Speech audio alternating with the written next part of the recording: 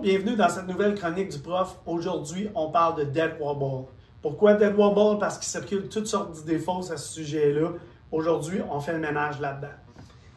La première des choses, c'est quoi le dead wobble? C'est quand le volant se met à shaker comme ça, puis que les roues à l'extérieur, là, ça fait comme ça. C'est impressionnant, puis c'est épeurant. Ça nous donne juste le goût de sauter sur la pédale à brique dans le chemin. En route, on le sent plus ou moins. Comment ça arrive ou comment est-ce qu'on se préserve de ça? J'ai fait un Jeep JK ici, une maquette. J'enlève la carrosserie. J'enlève la roue d'en avant. Là, ce qu'on voit, c'est le différentiel avant.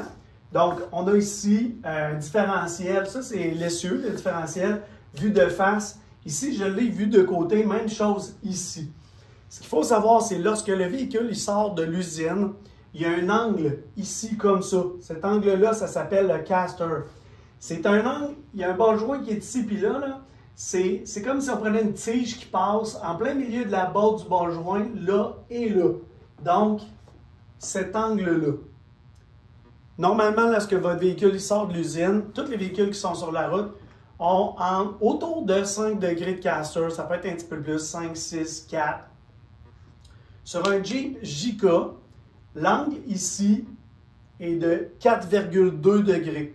Mais il y a aussi un petit angle ici sur le pignon qui est de 1,8 degrés pour qu'il soit enligné vers le transfert case sur le véhicule. On a ça ici.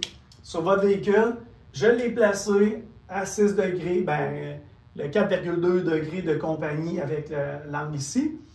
Donc ça, c'est un Jeep JK stock. On a les bras de suspension qui sont super larges, mais c'est juste pour la maquette.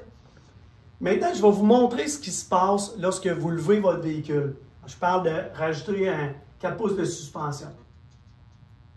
En rajoutant de la suspension comme ça, juste en avant, on vient de réduire le caster. Là, ici, on est peut-être rendu 1 à 2 degrés de caster. Je vais vous le montrer, je l'amplifie pour vous montrer ce que ça donne. Donc, voyez-vous, rendu comme ça, le caster est rendu négatif. C'est juste pour exagérer. Mais c'est pour vous montrer qu'en levant la suspension, ça diminue le caster. En diminuant le caster, votre conduite devient folle.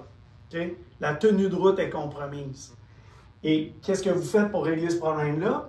La première des choses, c'est lever votre véhicule le moins possible. Ce n'est pas une bonne idée. Vous êtes mieux de couper les ailes pour passer des plus gros pneus que de lever le véhicule, augmenter le centre de gravité, puis risquer de basculer sur le côté en route. Donc, qu'est-ce qu'on fait? C'est lorsque vous levez la suspension comme ça, organisez-vous pour que le bras du bas il puisse se rallonger. En rallongeant le bras du bas, vous allez être capable de regagner le caster que vous avez perdu pour récupérer votre tenue de route que vous aviez à l'origine. Maintenant, le problème qu'il y a avec ça, c'est vous voyez ici, la pignonne est là, ça peut donner un angle de driving shaft qui est impossible. C'est physiquement impossible d'avoir ce driving shaft-là. La façon de corriger ça, ça serait de dire, je vais monter ma pignonne pour qu'elle pointe vers le transfert case. Un peu comme ça. Je viens de monter l'angle. Sauf qu'en faisant ça, vous venez de scraper votre angle de caster. Vous êtes rendu dans le négatif, vous allez prendre le clou avec ça. Donc, il existe une solution pour ça. J'ai fait ça sur mon buggy. Il y a plein de gens qui font ça, mais c'est dispendieux. Ça c'est sur l'essieu avant. Il faudrait couper la soudure ici, qui tient le C ici, ça c'est en fonte, qui est soudé après le truc qui est là. On le coupe, puis on lui donne de l'angle. Je l'ai fait ici. Ça ici, la pièce en noir, c'est ça ici. Donc, on le coupe, puis là, on garde le même angle, 6 degrés de caster, puis on peut monter la pignonne. Comme ça, on serait capable d'avoir une pignonne qui pointe vers le transfert case, tout en gardant notre 6 degrés de caster ici.